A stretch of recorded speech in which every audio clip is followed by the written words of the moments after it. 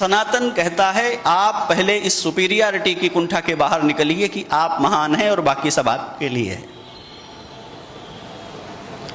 हनुमान जी ने पूछा भगवान श्री राम को कौन आपको प्रिय है, तो कहते हैं सो अनन्य जाके अस्मति नटरई हनुमंत, मैं सेवक सचराचर रूप स्वामी भगवंत। वह मुझको प्रिय है जिसमें यह बात दृढ़ हो गई है, चराचर जगत मेरा सेव्य है और मैं इसका सेवक हूं, मुझे इसकी सेवा करनी है।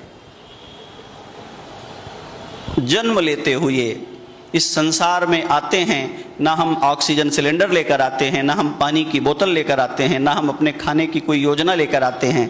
यह संसार हमारा पोषण करता है और एक दिन हमको समर्थ बनाकर खड़ा कर देता है इस दुनिया को अपने हिसाब से जीने के लिए। तब हमें अपने आप से ये प्रश्न करना होता है कि इस संसार में आकर के इसके संसाधनों का जितना उपभोग हमने किया है, क्या अपने बाद की पीढ़ियों के लिए वैसा ही अच्छा करके हम कुछ छोड़ जा रहे हैं या नहीं। ये सनातन की अवधारणा है। और सनातन की वो अवधारणा हमें कहती है कि जन्म लेते ही कुछ ऋण हमारे सिर पर आ जाते हैं। वो ऋण हैं जिस माँ ने गर्भ में रखकर मेरे लिए कष्ट सहा है, अपनी नींद, अपना भोजन, अपना शरीर खपाया है, जिस पिता ने अपना सम्मान, अपना धन, अपना समय हमारे ऊपर 20 साल तक निवेश किया है, हम उसके लिए क्या करने की स्थिति में हैं।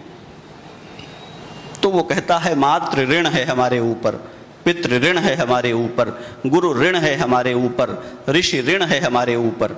और इस तरह सनातन आपको इस बात के लिए अनुबद्ध करता है कि आप इस संसार में स्वतंत्र नहीं हैं।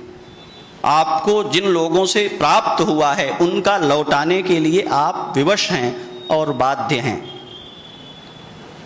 तो जब दुनिया में तमाम तरह की बड़ी नीतियां दिखती हैं कि पिता की संपत्ति में पुत्र स्वाभाविक उत्तराधिकारी नहीं है और इतनी अवस्था के बाद उसका अपना जीवन पुनर्जन्म क्या होता है, आनुवंशिकी क्या होती है, तब सनातन उनको बताता है मनुष्य एकाकी जी करके घुट करके मर जाने के लिए नहीं है।